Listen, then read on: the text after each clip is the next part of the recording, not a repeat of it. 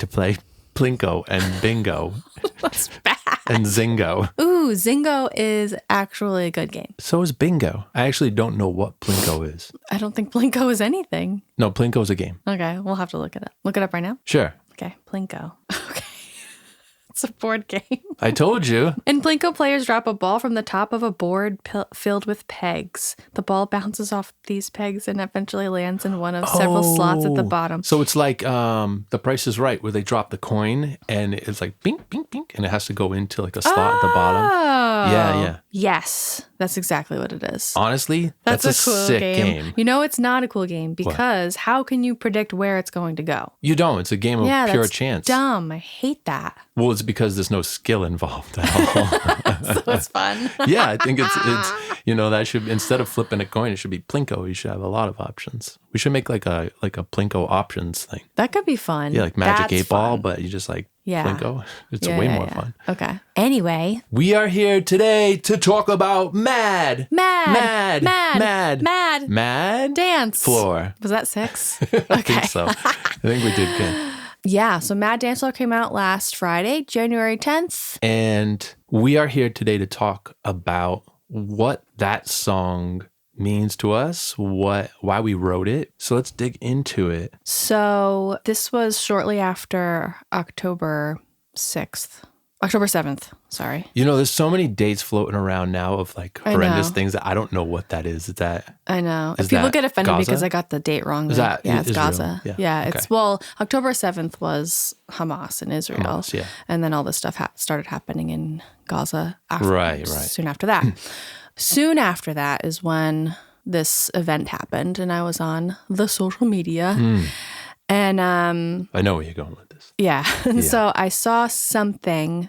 That's another thing. Should I say what the thing was or should I just say it was like really bad? Yeah, just stick with that. Okay. We don't need to relive it. We can just know it was I can terrible. still see the visual in my head and it was like nightmarish.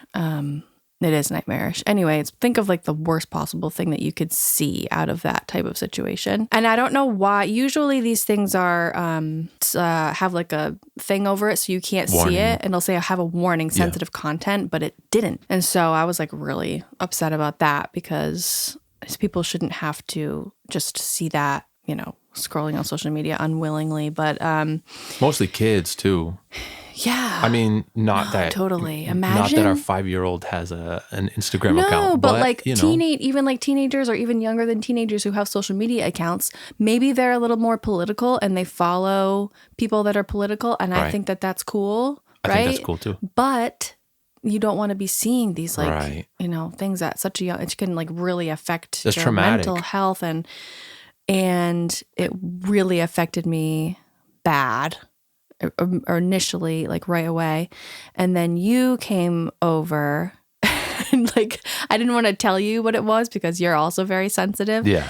So I'm already like getting like teary. I don't even really ugh. look. I don't even try not to look through the Instagram feed because you're I'm so more sensitive. sensitive than me. Yeah, I could see like allegations of this person suing this person. I'm like, wait, no, I like that guy. Never mind that. I didn't even want to tell you what it was, but if you had seen the visual that I saw, like, I think you would have just like died right there. Yeah. Anyway, it was so bad. Not so hardy for that kind of thing. I prepared you and you were like, I can take it. And I told you what happened and what it was. And I started crying and it was like just awful. And then I think after that, we started talking about this weird thing, especially with social media, being able to see the whole world on your phone and seeing all these terrible things happen, but then still having to like go and do your life and like hang out with your friends and like go to work and do these things that seem so stupid when you're thinking about people that are dying right in another country or whatever, or in our country, but in that specific situation, it was Gaza. And it's just so weird how everyone has to still just like go and do normal day-to-day things. Right. And this visual really severely affected me for like a while. And then it like does like the feeling does dissipate, but the impact is still there. Also can't unsee that. You can never unsee that. I'm never going to forget that image. We recall images in our mind like really well as human beings. And like to have that one floating around is, yeah. I mean, but the thing is like also adding to that duality, you don't want to not know what's going on. The visual has an impact, right? For a reason. So it's like you're not like, you, in a way, I guess you might also be able to be appreciative that you saw the image and felt the gravity of that, so you know to be a good human. There is a very big part of me that feels that way as well. The other weird part about seeing that image and then feeling this way is all of the people over there are seeing these images all the time. And so then you have this feeling like, well, why am I censoring like they're seeing it, like, you know, I don't know. It's a weird feeling. Like I need to like put myself in their eyes or something. Like I need to see what they're seeing. So I'm not so privileged and sheltered, I guess. Yeah. I don't know. Does that make any sense? Yeah. I think a good human would want to be aware of these things so that we may make changes in our own lives and try to help the people who this is affecting in any way that we are capable. I think we do live in a society where we are all very able to escape. Escapism is the name of the game. Totally. We're all trying to escape, especially through social media. I think it was that day you wrote Mad Mad Dance Floor. Right.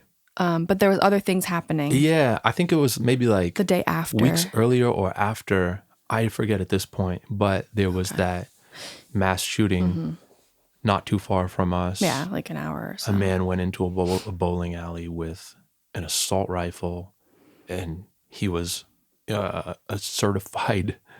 he was military, wasn't he? I don't know if he was... I think he might have been like in the police force, like retired police force or something.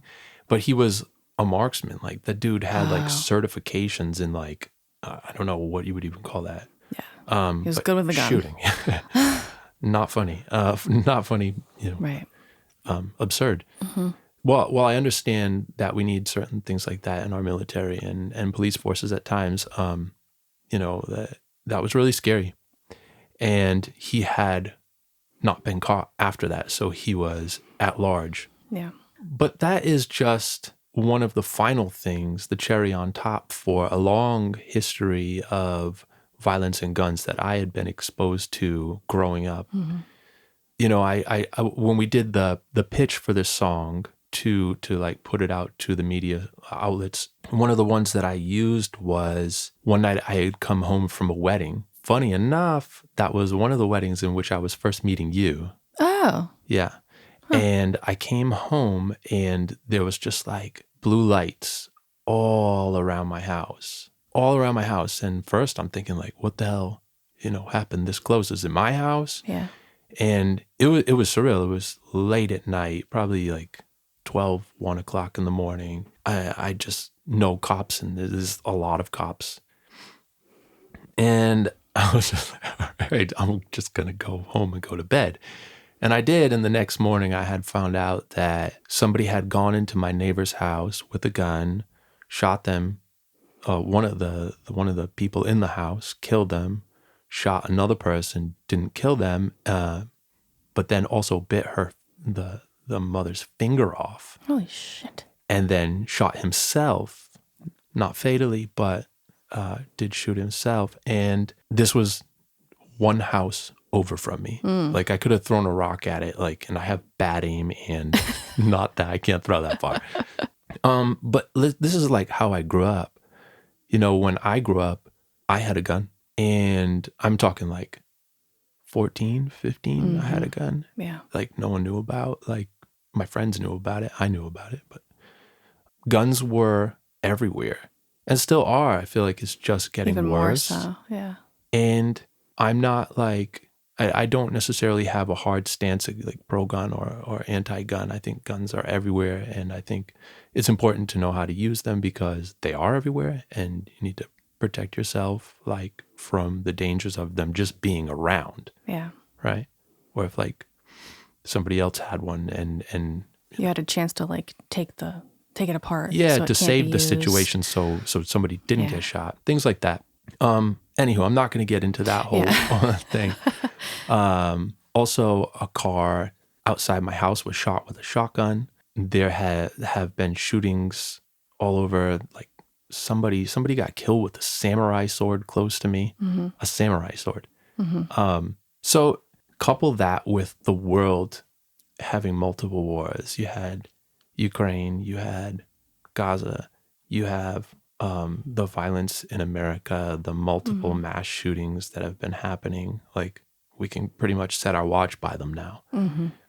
You know, it all got overwhelming because I think that when you have all of that in your head and you're like, well, going to work. Yeah. Well, gonna try to giggle with my kid Even and worse, play like Legos. we have to promote our music. Like that sucks. it feels weird. Yeah. And I mean, I don't know how you felt recently, but we just released Mad Dance Floor and there's all the fires happening in LA. I don't know if they're, last I heard from you, they were under I control. think they're under control, but people have lost like their entire homes, like many people. Yeah. So it's like, how do you look at this person who's like, my home just burned down with everything I love inside Just listen of to it. my song. Check out my new song. It's like, it sucks. Yeah. And we don't really have the opportunity to not put these songs out as much as like a really successful musician with millions of dollars does. Right. We can't afford to stop the machine at this point. And so maybe by a week, Right. you know, maybe some days, but we really rely on these songs coming out. And yeah, so I didn't really want to release this song, this thing. I want to release the song. I love the song. Yeah. But it felt weird. Bad timing. Yeah. Yeah. But also kind of really good timing. Right. Because as a lot of people are going through this, maybe they can relate. Like it kind of feels like a mad world right now. Yeah, it does. Yeah. And sometimes I think, so this is like something I'm learning right now, and I've been learning this for a long time, but duality. How two truths can fundamentally oppose themselves yet exist together and be true, right? That's a really messed up idea. Yeah, but I understand it more and more. Yeah, I think as a human being, you can, you basically have to come to grips with duality, because if you can't, you know, Nothing makes sense. It's going to make you really not okay. I think as humans, we really want to categorize things. We always want to put things in a category, like you're female, you're male, you're a bubbly person, you're a whatever, or this is bad, this is good. But it's almost never that black and white, and things can be both bad and good. Right.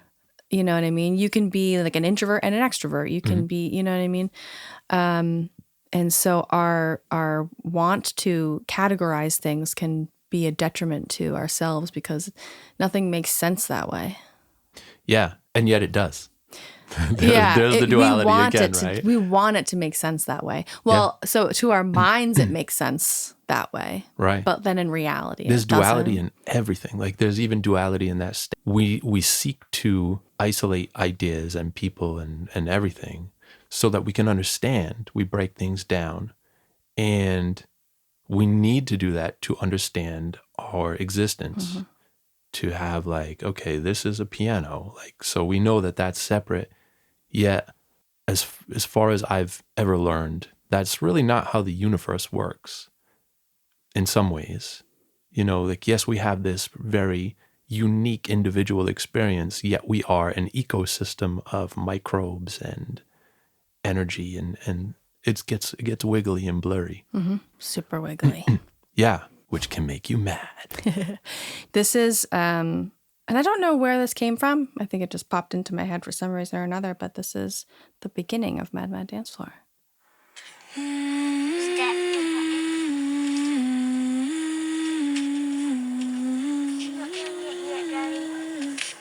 What did he say? I think it's I'm not done with it yet, Daddy. Oh my God, he's so His voice was like that much younger.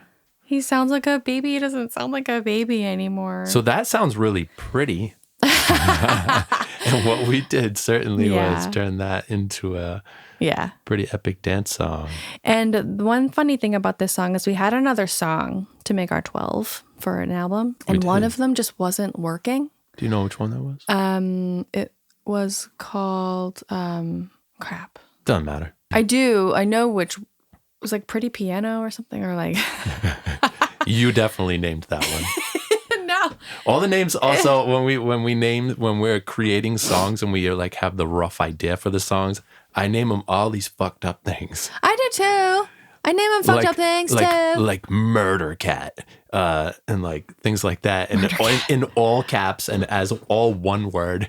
Yeah. Michaela names it like piano idea. Well, I try to name things that I'll remember what it is, but I never ended up remembering it anyway. So, but yeah, so that one wasn't working. You had even written to it and it just was like, I don't know, we couldn't figure it out. Yeah. And there might have been two because I feel like there's the other one. I think when I heard this one originally, I was like, I don't know about this one. Really? Yeah. Anyway, I started with the da-na-na-na-na-na-na, and when I recorded it, it was faster and more annoying, not like singing. It was like, some like weird abrasive synth. Nice. And I layered it and it was like weird and it's like, it was something I took a chance on because it was like that beginning part sounds like a little strange, like it might not work. For sure. And then you add the 808s and shit into like when the verse comes in and it's like cool, you know? And then those drums too, they hit together. Yeah. Oh, you did those drums. Yeah. That was really cool. Yeah.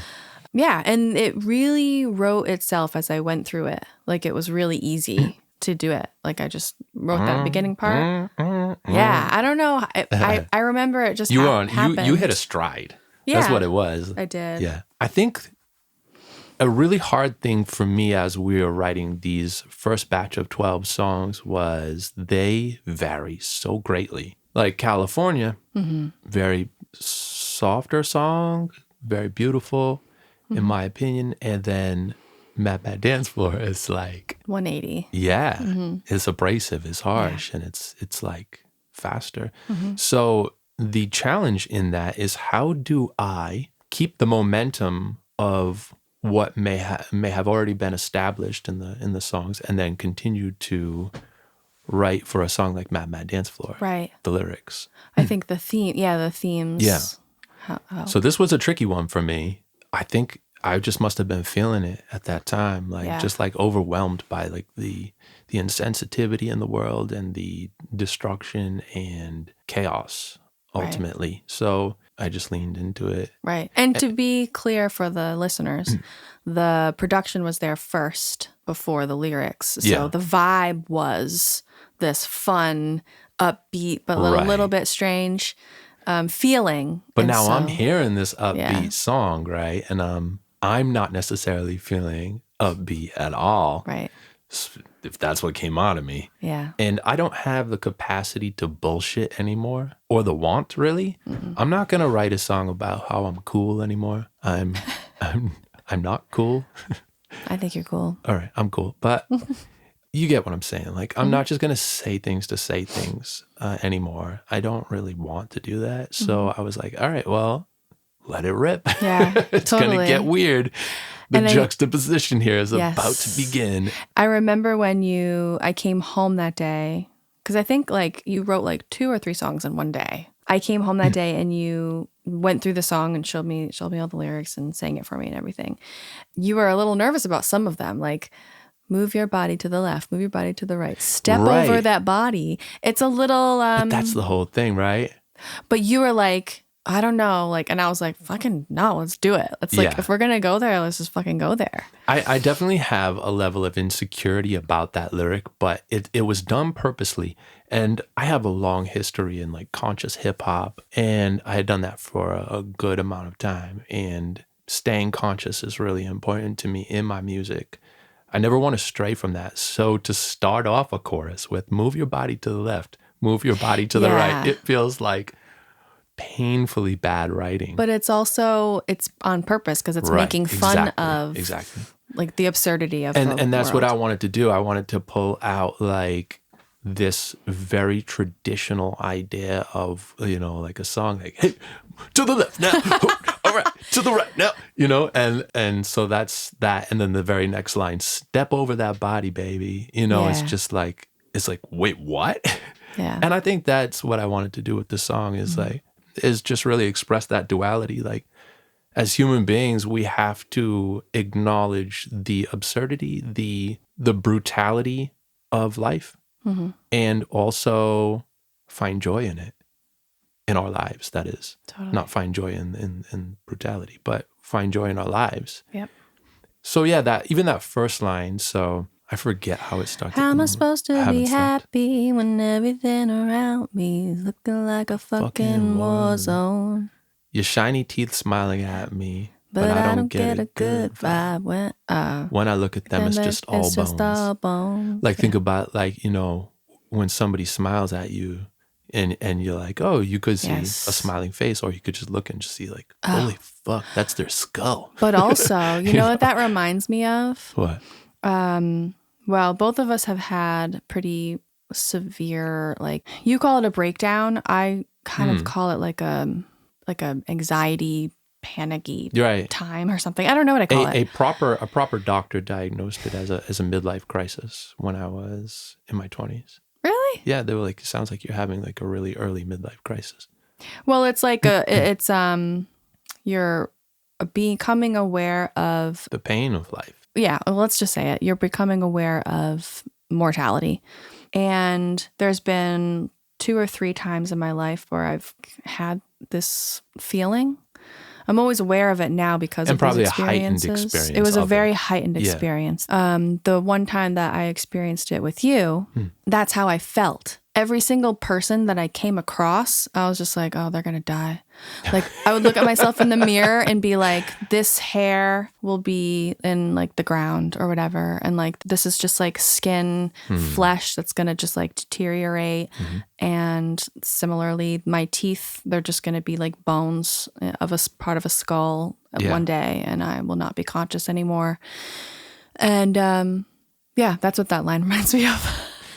So we will get into that, into the future in episodes. WHIT. Quite heavily. Yeah. But I would like to say that just to touch upon duality, like I don't see things that way at all.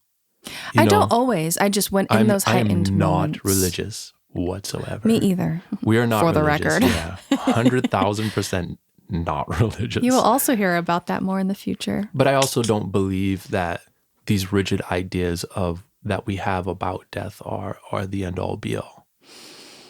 So yeah, let's leave it there. Yeah, let's leave it there. Fun little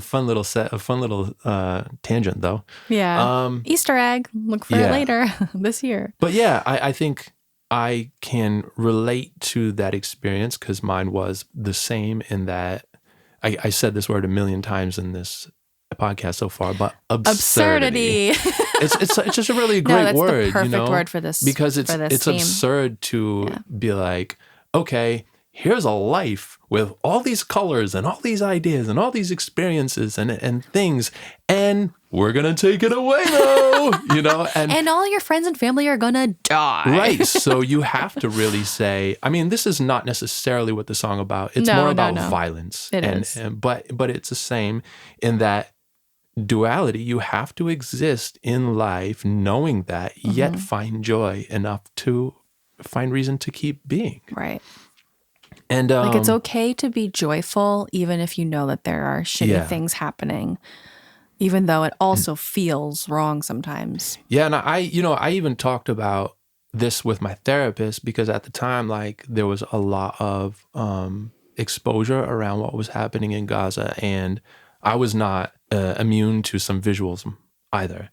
And certainly I was following the media about it. So I read a lot about it. And I remember talking to my therapist and saying, like, it feels weird to want success for myself and also feel like that may be a little fucked up when people in Gaza are dying every day. And Ukraine. Yeah. And she had to coach me through it. And she's like, who are you? I love this. And I think this is one of the most beautiful sentiments I've ever heard in my life as far as duality is concerned. She's like, who do you to like say what the universe is capable of? Maybe the universe is capable of like hoping things get better in Gaza. Yeah. And or making things better in Gaza. And like answering to you wanting success with music, Yeah. right? Right. And I thought that was such a beautiful sentiment, like to hold two truths at the same time. Like, yes, I can want more for people that are being like slayed every day, and also want more for myself. Right. I think you and I are both like humanitarians, so we often, it doesn't feel like you can want good for yourself when you're seeing how much bad. It feels like a limitation, like all the good I have that I want for myself, I'd actually rather give that to people who need it like a lot. So yeah, duality, baby. Cool. I like that. So We have the questions as we well. have questions. Okay, let's start with the first one. Okay. This is our very good friend Mark and business partner who we have started our record label with. Right. Mark took us under his wing, and basically everything that you are all hearing right now is as much his doing as it is ours. Yeah. We did create all the music, but without his help, we would have never been able to. We were just about to honestly quit music. And he basically dug us out from that idea, created a situation for us to be able to make all the music we wanted to and have a real shot at getting people to hear it.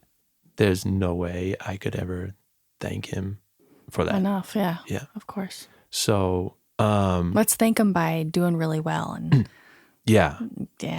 So just starting there, thank you, Mark. I know we've expressed that. But so Mark had a question that we're going to answer today. 2 of them. Yes. So Mark has 2 questions. Okay. And they're very good. The first one, he says. Not surprised. I know. He's such a good writer and thinker. Okay. First one is, as artists who are constantly evolving, how do you navigate staying true to your artistic identity while also experimenting with new sounds and concepts in your music? That's hard. It is really hard. So can I start? Yeah. One thing that I say to you, we say to each other all the time is like, we're always going to be us. I think we don't really have like the ability to not be us. One, because a gift and a flaw. We can't, for sure. We can't like, if we're making a song and both of us are like, we're not going to just put it out because we think other people are going to like it. Yeah. The other part of that is like experimenting with new sounds. That's the hard part. Because I think sometimes each of us get stuck in a box that we have go-to things that we do. And you mentioned one yesterday that I was doing. I didn't want to. But I didn't do it. That's the thing. I know. I was practicing. I did it, and then I knew it was the thing that I always do, and I did something different. You were doing the hit the road, Jack. So one thing that I have trouble with is making mistakes or making things like bad. You're not afraid to do that. You just like do things. Yeah, I make a lot of bad shit. You just do things. I think I mentioned this in the last podcast. You just like do stuff and you don't have this feeling about it. For me, if I sit there all day, this is like the worst day I have. If I sit there and I do all these things, right? And I'm trying new stuff and I'm doing this and like nothing comes out how I want it to, I feel so shitty. It like ruins my whole day. It sounds so stupid, but no, that happens to me too. It's not as bad as it happens to you. Yeah. I'm just like, all right, well, I'll come write 5 more things tomorrow. Yeah, right. So anyway, so it's hard. But I think we both have in the back of our minds that like we want to keep experimenting, trying new things. Yeah. And even though it gives me a bad feeling, I'm still going to do it. Like I'm still going to keep trying new things and forcing myself. I really have to force myself to be like, okay, well, what if I do something like totally different that I would never do? Right. And then I just do it and see what happens.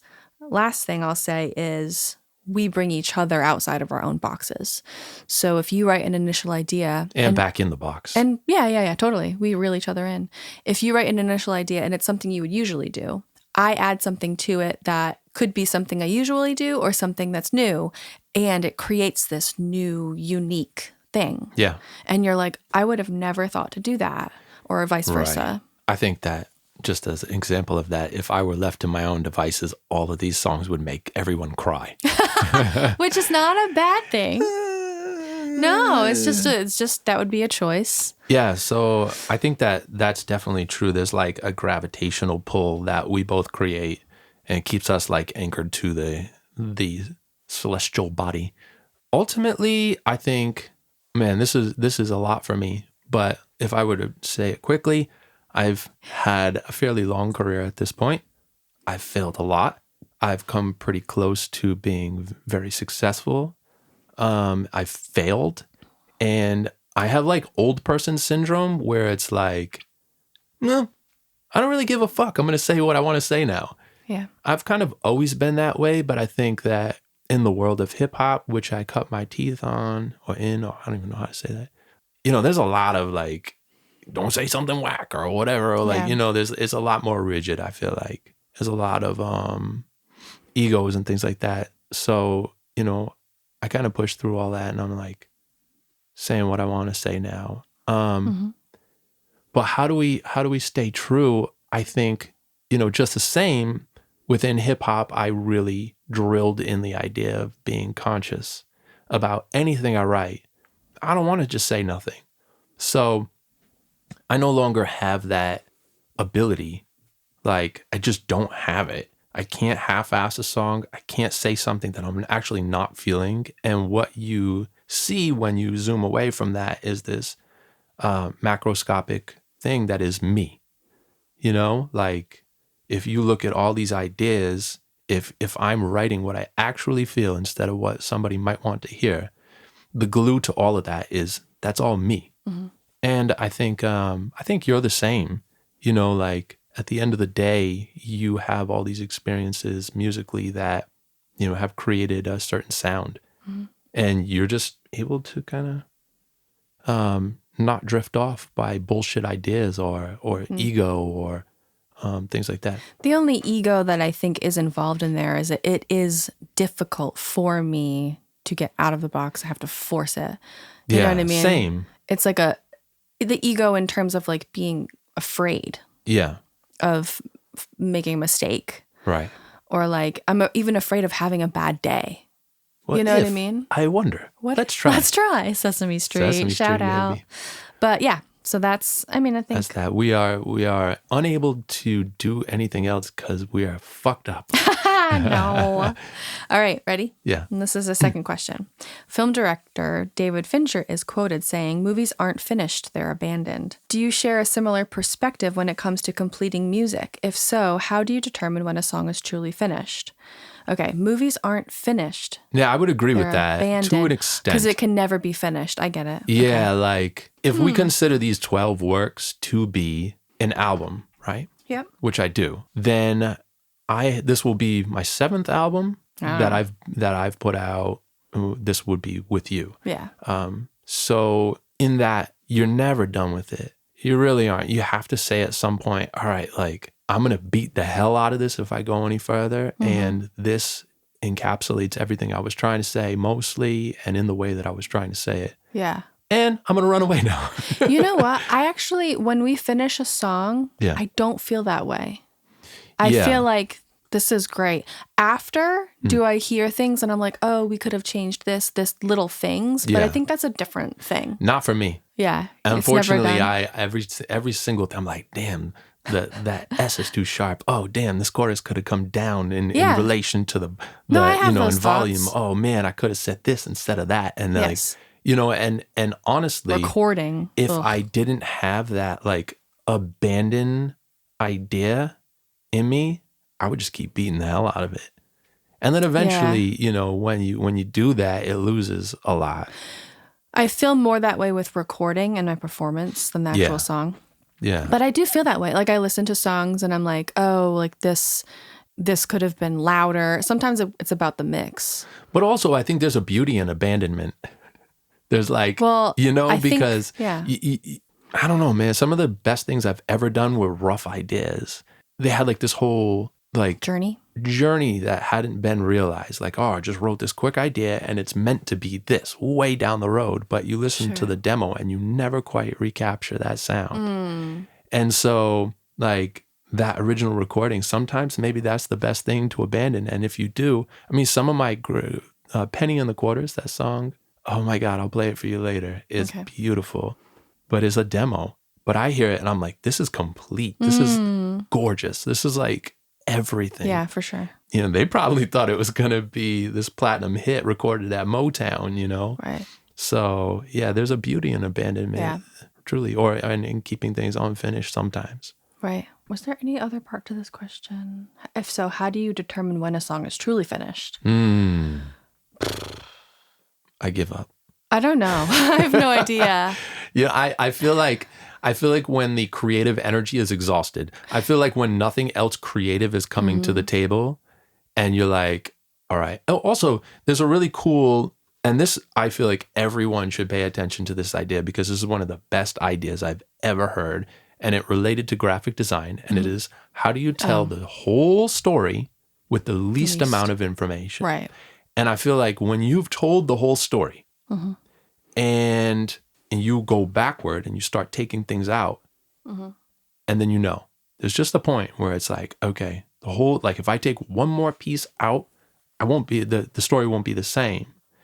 And I know pretty much when I hit that point that I'm like, okay, song's done. Yeah, that makes sense. Yeah. You know what else? You are the candy maker. You're putting the candy throughout the song. I'm the Willy Wonka? You're the Willy Wonka. I love that. Willy Wonka did not have a mustache like this. No, he didn't. He didn't. So at the end of the process of creating the song, we've recorded. All the recordings are final, and this is before mixing and everything. Mike is the person that goes in and puts little post-production, I would call it. Post-production, like refining things throughout the song. Like I think there's one song I obsessed for like, gosh, it must have been like an hour or more for finding the sound of a train. Is it not Mad Mad Dance Floor? It's not. And there's a train recording, and I went through the whole internet looking for this like perfect train sound. I found it, and then I went in and engineered it, and like in the end, like you can't really hear it. Oh yes. Yeah. Okay. Yeah. So like, yeah, there's a lot of candy in all these songs. Candy. If you listen really close, most people, you won't even know that you know. But yeah, there's a lot of candy. Yeah, but even like the little things like the snare and Mad Mad Dance Floor. Yeah. Like pitch it down, do things like that. Yeah, like little like things that make a huge Well, that's what I am. Difference. I'm a rock polisher. You're a rock polisher. Yeah. You're a Willy Wonka. Yeah. I like Willy Wonka better, but rock polisher is more. No, Willy Wonka is more. It's more. I was just gonna say it's more a descriptive, accurate representation. All right, for the rest of this episode, you have to refer to me as Wonka. Wonka. Who am I? If I were to give you like a classic, you'd be kind of like an anime character. Okay. Those big eyes. And, oh man. Sweet. Pikachu? You're Pikachu. Pikachu? It's like a yellow ball guy. He's so cute. But like. He's so badass. But he doesn't even have big eyes. It's like yes, tiny, he does. Tiny dot. He does? Oh, I don't know anything about Pikachu. Pikachu's badass and he's super cute. Do I look like Pikachu? So do we end it here?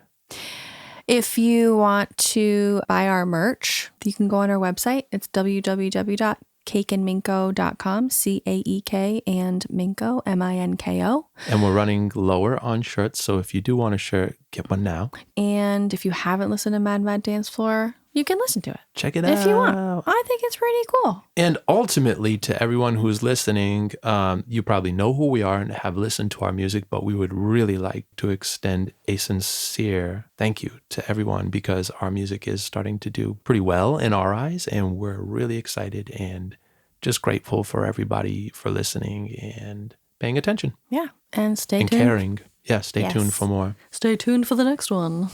All right. Bye. Until next time. Bye.